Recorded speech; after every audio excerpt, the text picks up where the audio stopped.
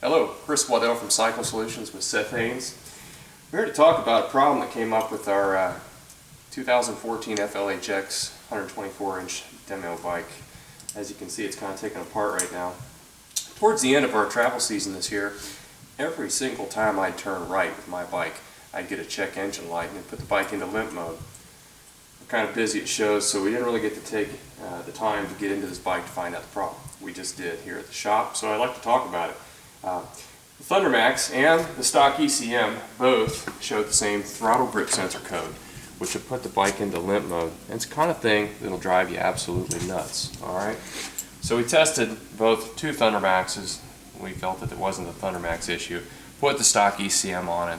Exactly the same code. Okay? So what I have in my hand here is the throttle grip sensor from a 2008 and newer FLH and some of the Softails.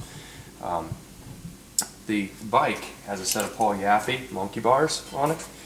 They're a 14-inch bar. In 2014 they extended the TGS wiring sensor harness so you don't have to replace this piece, because you get a lot of resistance issues in engine codes when you're taking a wire that's this long and then having multiple connections like this and extensions. So Harley extended it and put a bit of extra wire up underneath here, which was nice. But the first suggestion that we had in terms of the problem was that inside the handlebar here, where this wraps down, was that the sensor, which would be like so, may have ate into it. So we took the thing apart, got in here and looked. There's absolutely no wear, no problem. Peeled them back. This sensor actually tests perfect. So we eliminated that problem. So we'll put this aside. Next, we went ahead and took the entire length of the wiring harness, which we extend down and through and out the bottom of the bar, plugs in the front.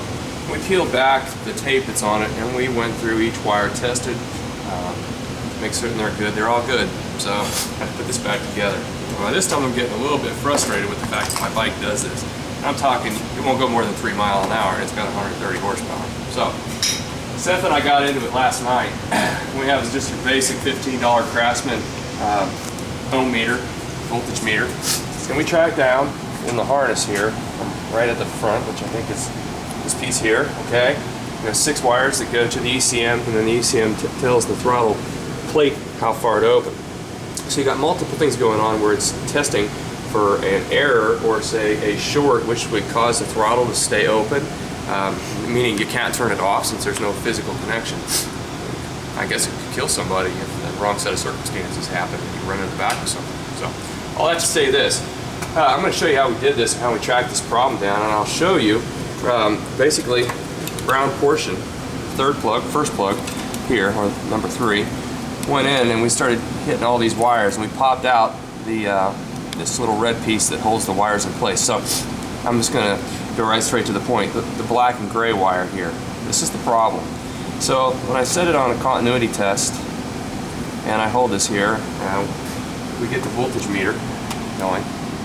Seth's got the other end. We're going to get a reading of, like, once it settles down, like 3 or 4, okay?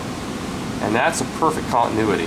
Now, if I reach up here into this wiring harness and wiggle it and see it break, see that right there? We knew immediately, as soon as we saw that the problem was up into here. So we took that apart and peeled back the factory tape. If you look closely here, right here there's a white spot. That's an indicator that something has been pulling on this. Meaning, when the bike's being turned, it'll actually pull and pull and pull and pull on the harness until it actually breaks the wires filament by filament inside. So what happens is, when this bike's straight, and this was in a perfect condition, I could be riding along no problem, because the wires were basically touching each other.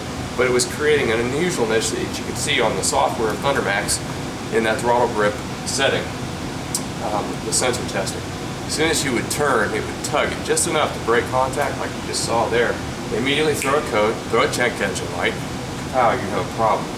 Now, this bike's been obviously heavily modified by us, but the one thing that we never did was disturb this harness. It is exactly the way it was from the factory. We never took it off the chassis when we built the motor. So, I'm told, quietly, that this is a common problem where when they assemble the wiring harness, you see there's a lot of different lengths of wire right here.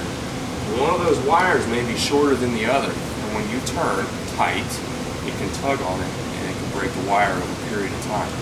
So I put this out there because that kind of code can drive a guy nuts, and you would immediately assume and blame a unit like this for being the problem when it's in fact doing its job. That job can save your life. So use your software. If you ever have a check engine light that throws throttle grip sensor codes, keep in mind that when you run those wires through the bar, make certain there's something between any sharp shavings inside when you weld them together to keep it from rubbing through.